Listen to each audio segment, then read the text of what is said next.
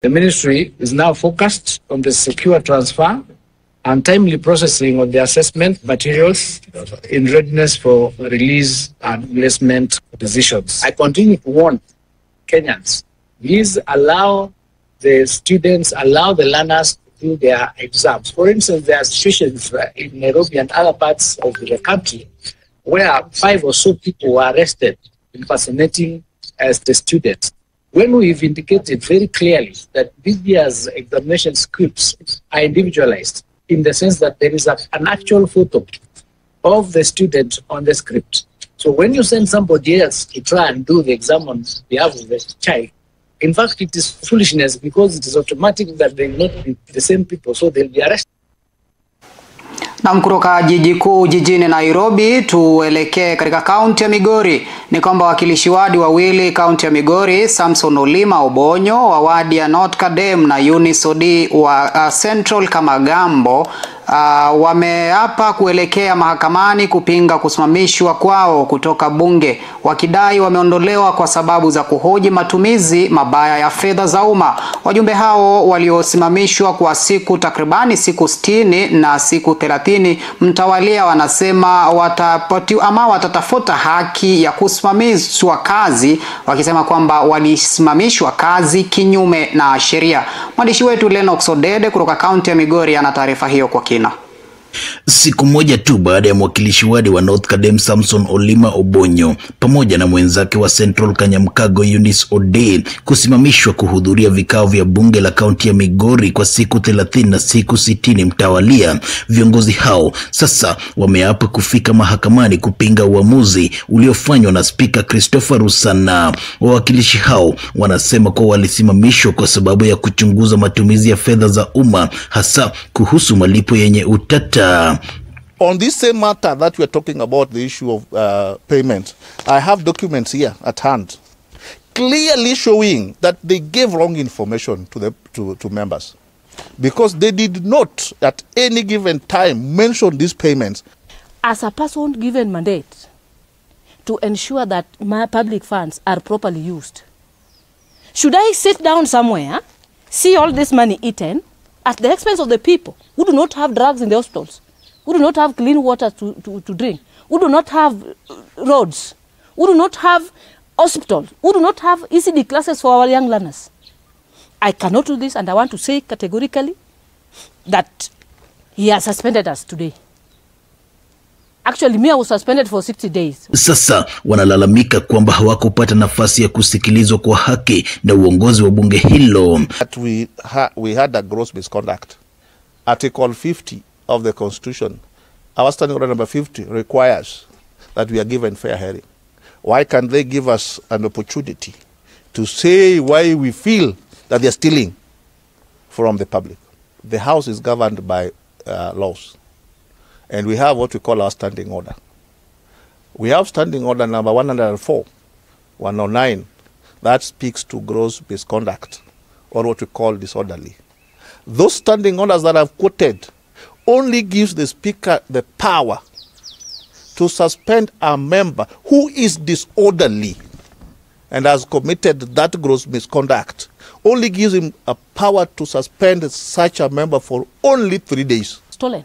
Actually, there is a procedure on even how I was supposed to be suspended. One, I was supposed to be given a fair hearing first. A right to reply. Mheshimiwa, you need to allege this, you behave this. What are you saying about it? So they will say, I said this or I did this because of that and that. I was not given that fair hearing. Hata hivyo, kwa mujibu wa Speaker Christopher Rusana, wawakilishi hao walisimamishwa baada ya kutishia maafisa wa bunge na kuchapisha taarifa za uongo kuhusu bunge la kaunti. It came to the attention of the assembly that 2 members of the assembly, namely Samson Olima Obonyo and Eunice Odi, conducted themselves in a grossly disorderly manner, contrary to standing orders of the County Assembly of Migori.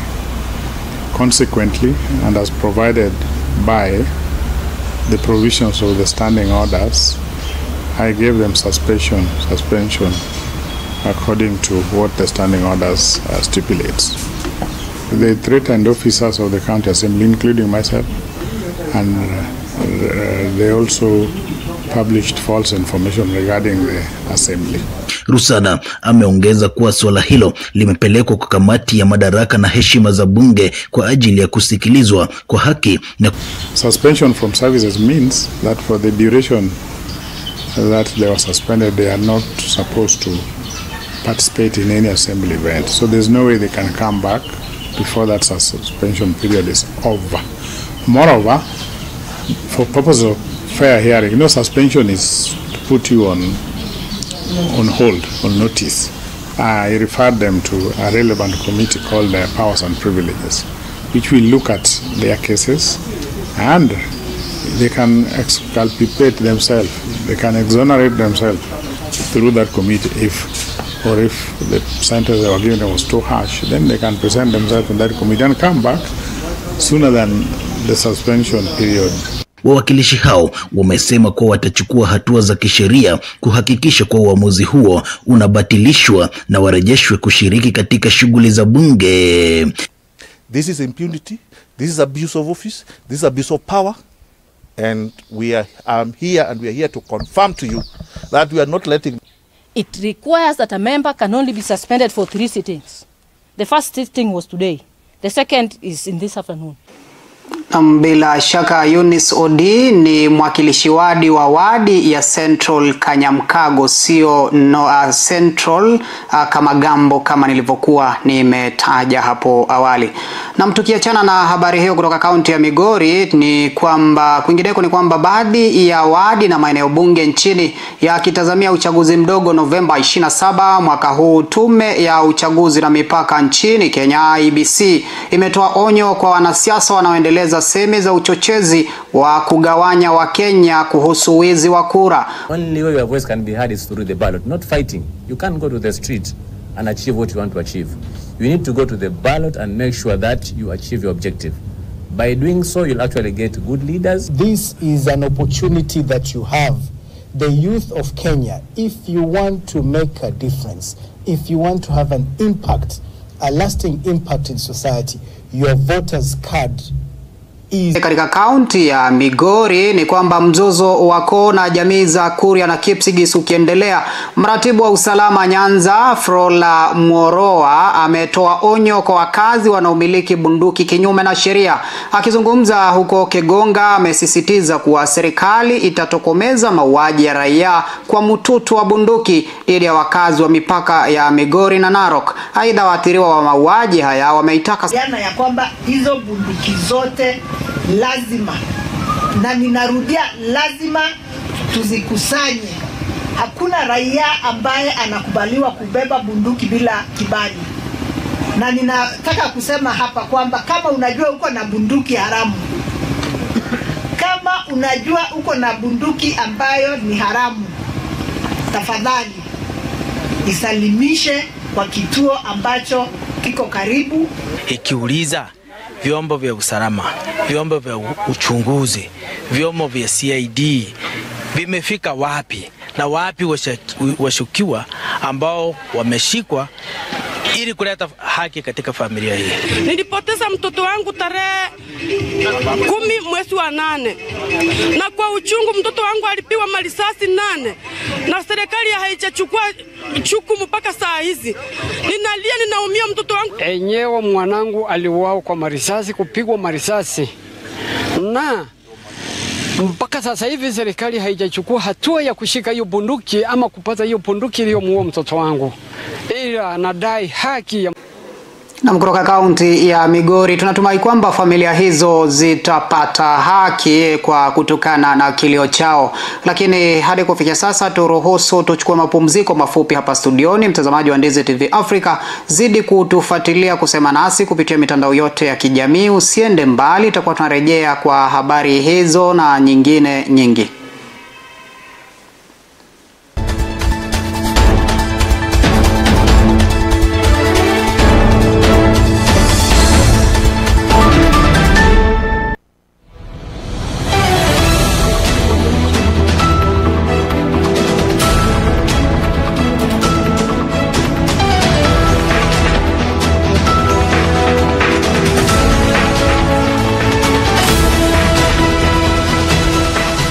Unatazama Ndizi TV Afrika.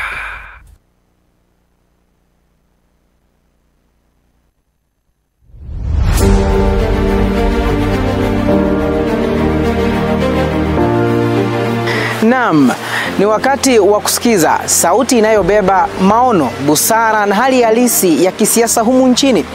Karibu katika kipindi Sauti ya Uongozi. Hapa tutakuwa tunazungumza na viongozi kujieleza katika hali halisi ya yale ambayo waliahidi kuyafanya, na bila nafasi ya kuzungumza kama mwananchi wa kawaida kwa yale ambayo waliahidi kuyafanya katika maendeleo humu nchini. But after making the payment, they deleted. Now, what kind of accounting is that? Because you are supposed to maintain the details of whoever you paid so that the figures can balance. Watu ambao wanafanyiwa sio kwamba ni wale wananchi wote ambao wako pale wanafanyiwa ile funding. Ni makundi haswa.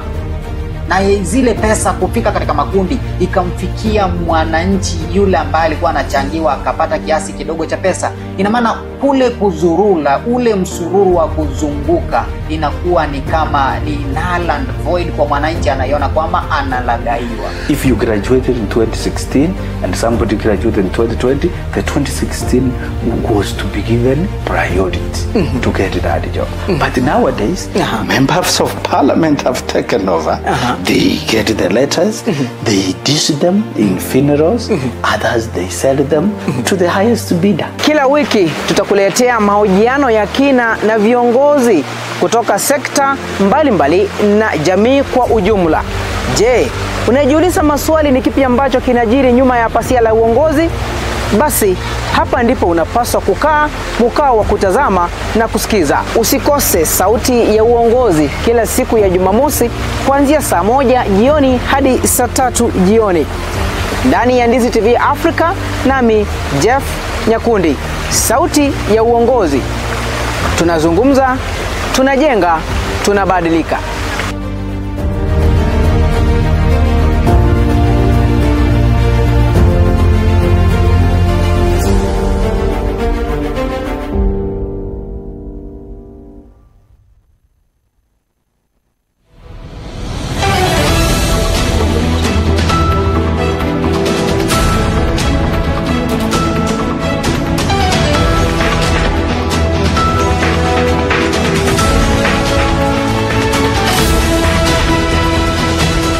Unatazama Ndizi TV Afrika.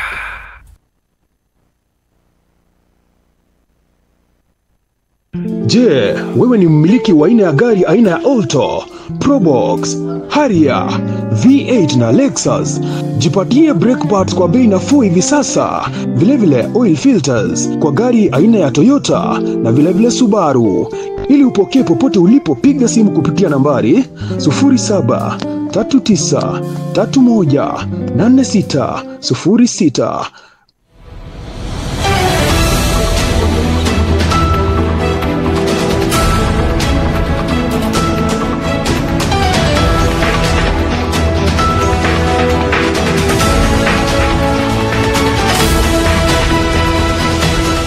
Unatazama Ndizi TV Afrika.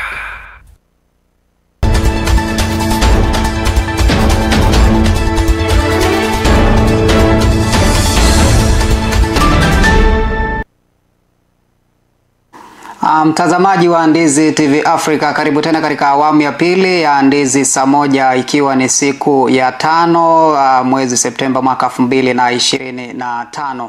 Tuendelee tena na taarifa zetu. Ni kwamba familia moja ya afisa wa polisi aliyeuawa na majambazi mwaka 2024 inalilia haki. Familia hii inayodai kushambuliwa na machifu wawili katika mazishi ya jamaa wao eneo la Etago Kisii inataka serikali kutoa haki kwa mwanao aliyeuawa katika shughuli za kikazi, wakishikilia kuwa hawatokata tamaa mpaka wahusika watakapo. Kenya Police alikufia huko Laikipia Alhamisi Novemba 6 mwaka huu linatarajiwa kuwaleta pamoja wakazi wa kaunti hiyo ambao hawakupata fursa ya kumwaga marehemu wakati wa mazishi yake nyumbani kwake Asembo, kaunti ya Siaya. Gavana wa kaunti ya Migori Ochilo Ayako ameeleza kwa mazishi ya Raila Odinga yalifanyika ndani ya saa 72, hali iliyowanyima watu wengi hususan kutoka eneo la Nyanza Kusini. Gavana wa kaunti ya Migori Ochilo Ayako ameeleza kwa mazishi ya Raila Odinga yalifanyika ndani ya saa 72, hali iliyowanyima watu wengi hususan kutoka eneo la Nyanza Kusini nafasi ya kumwomboleza ipasavyo. Leadership. We have decided to invite all Migorians and all Kenyans who will have a time tomorrow to join us as we gather and remember when Raila was with us and what is likely to happen when he is without us or we are without him. So on the request of all Migorians who may not have made it to Bondo, I think there is a lot to share. Amesisitiza kwa hafla hiyo itatoa fursa kwa wakazi wa kaunti ya Migori kutafakari maisha na urithi wa kiongozi huyo aliyetoa mchango mkubwa katika kudumisha amani, umoja na demokrasia nchini. Was the ultimate peacemaker, the ultimate nationalist and pan-Africanist. He believed in strengthening and stabilizing institutions. He believed in pushing for institutions to work for the people. If you look at the 10-point agenda that he signed with his friend and partner in the broad-based government, the 10-point agenda was about making our institutions work for people, young people and old people alike, rural and urban folks. Amemwomboleza Raila Odinga kama kiongozi mwenye busara ambaye alisaidia kutuliza maandamano ya kizazi cha Gen Z mwezi Juni mwaka wa 2024 na hivyo kuiepusha nchi na migogoro wa kisiasa. Raila told them that the path must be the legal path, because if we opt for shortcuts and do an illegitimate regime change, we will never summon the strength and legal instruments to reset our nation.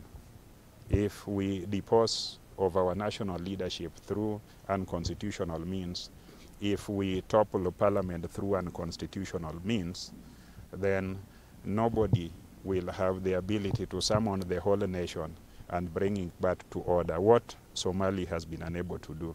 Ameongeza kwa chama cha ODM kinaendelea kufanya kazi kwa bidii na kuunganisha Wakenya, akihimiza viongozi wa chama hicho kuimarisha serikali jumuishi inayolenga kuleta mshikamano na udhabiti wa kitaifa. The strategic direction that Raila left as his last instructions, and his strategic direction was that the people and members of ODM must continuously stay united and be close to the people. The people and members of ODM must work positively and also constructively in the broad-based environment. And he also finally said that there will be close and intimate discussion for 2027, starting with discussions with the current president, William Samoei Ruto.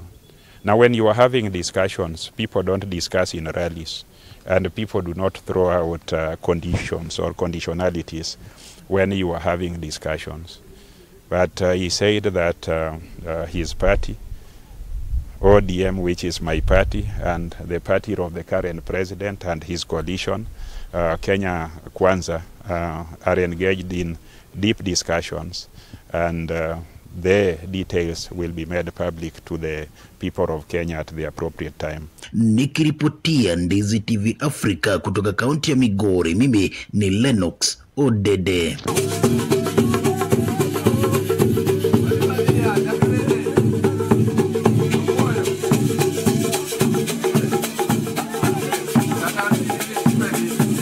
Shukran sana mwanahabari wetu Lennox Odede kwa taarifa hiyo. Tunatumai kwamba hapo kesho pia utafika katika uga wa Wendo na kutuandalia taarifa nyingine.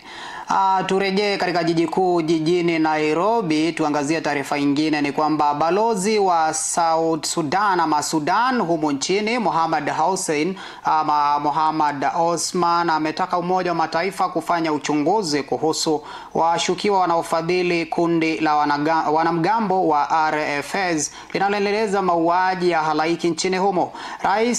Raia wa Sudan wanaripotiwa kuuliwa zaidi hivi punde eneo la Al-Fasha, jimbo la Darfur. Aidha, amesisitiza kuwa serikali ya Sudan inafanya mikakati kutathmini msimamo wa Kenya na kufanya mikakati ya kidiplomasia kutathmini msimamo wa Kenya kuhusu vita vinavyoendelea nchini humo. Aidha, wametaka usimamizi wa nje na serikali za kimataifa kuangalia zaidi kwa kina mauaji hayo.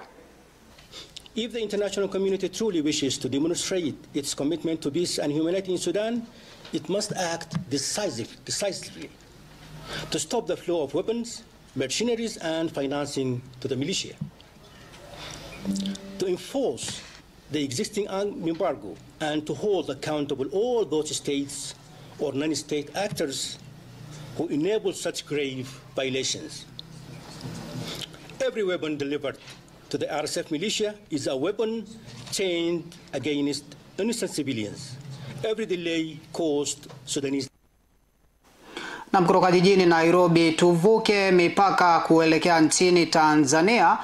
Ni kwamba siku moja baada ya kuapishwa kwa rais wa Tanzania Samia Suluhu Hassani, vilio katika familia nyingi kwa kuwapoteza wapendwa wao katika maandamano, licha rais huyo kudai kuwa walipozua vurugu wakati wa maandamano ni wageni na sio wa Tanzania. Samia akionekana kufumbia macho vilio vya baadhi ya wananchi nchini humo. Sasa Watanzania wanaoishi nje ya nchi wakiongozwa wamefika katika mahakama ya ICC kutaka ICC kufanya uchunguzi wa kina na kuwajibisha Rais Samia.